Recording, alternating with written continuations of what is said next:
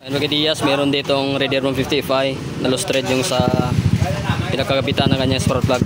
So bali ito yung buksan natin at buksan natin yung head para makita natin kung ano yung sitwasyon niya. Kasi hindi na daw maikpitan ng may-ari. Ayan. Kung titingnan natin sa loob.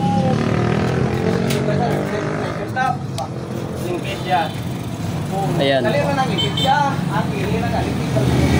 Dati daw may story na ito na trade na nila, pero bakit ganito yung nangyari dito. So buksan natin yung head. So ito na yung sukat natin. Ayan. Lagyan natin ng band-aid para hindi mapasukan ng dumi. Katas na ang pag-overall natin sa Raider 150 na carb. So hindi pa nakakita ng video natin pag-overall, may video na tayo dyan. Ayan. Buksan ko lang ito yung head.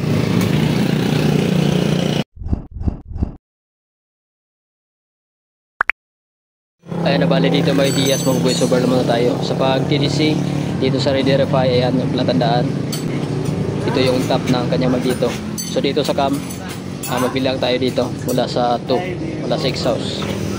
Bawat isa dyan bibilangin natin hanggang 15. Sa mga Raider carb ay 16 count. Dito sa Raider FI ay 15.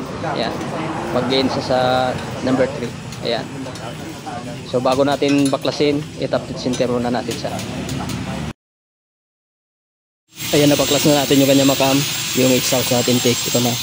Ayan, so goods pa yung kanyang cam, walang gas-gas. Ito yung sa kanyang intake at ito yung sa kanyang exhaust. Ayan, so ito na mga Diaz, napaklas na natin. Tanggalin na natin yung head. Ito na mga Diaz, nabuksan na natin. Ayan, ikutin natin. Aras mo lang pa. Yan. Maluwag na yung kanyang thread. Na-thread dati nino? Na-threadan ni dati? Ito gitulak yung to na ano? Gitreadan mo na.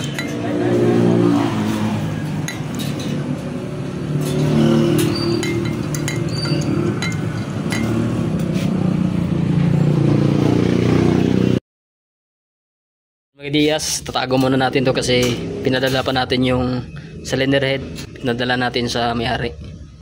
So ito yung cam, ito yung intake cam ng Raider FI, at ito yung kanyang exhaust, yung may compression release.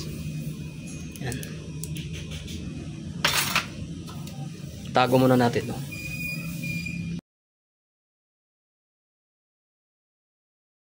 Mga Diaz, bali hindi lang na abono, bali ang ginamit yung pang multicap na spark plug para yung tools na gagamitin papasok pa rin dito. Ayan.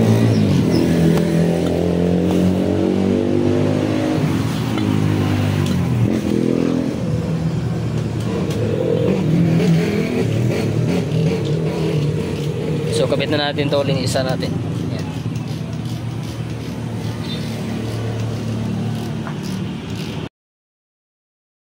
Ayan mga Diaz, bali nalinisan na natin yung kanyang head, yung itong kanyang piston.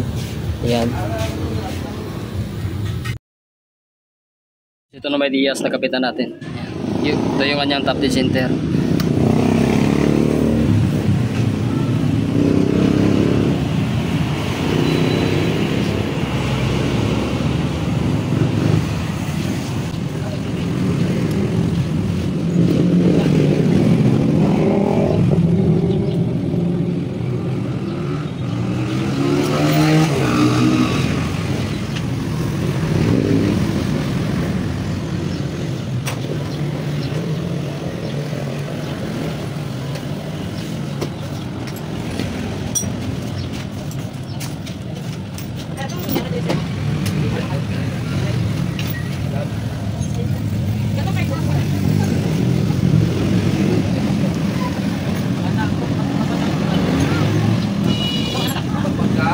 Pagkatapos nito mamaya ikita natin 9 or 10 Newton meter torque wrench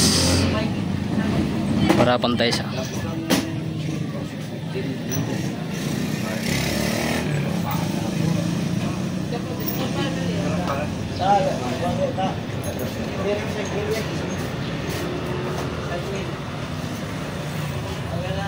So 5. So na may Diaz, bali na tapos na natin itong Raider 150 Fi. So yan. So pandarin na natin siya. Medyo lubat lang yung battery. Try natin i-start. Start muna natin. Yan.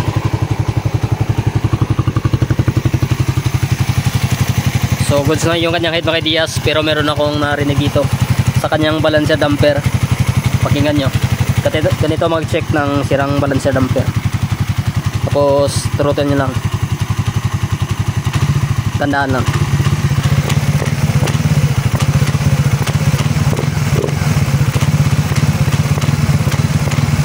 So yan yung sirang balancer damper. So next time mga Diaz, papalitan nito ng balancer damper. Sinabihan ko na yung may-ari. Yan, yung kanyang head tahimik, dito lang banda yung maingay. So ganito lang mag-check.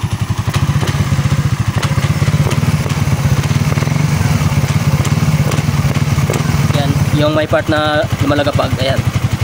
Balancer damper yan. Yan mga Diaz, hanggang dito lang ating video. May mga picture na tayo dyan kung ano yung top 10 center ng Raider 155. Ayan. So update ko lang kayo mga Diaz pag ito ay mapalitan ng balancer damper. Ayan. Sinabihan ko na yung may-ari. Yan, hanggang dito nating video. Peace out.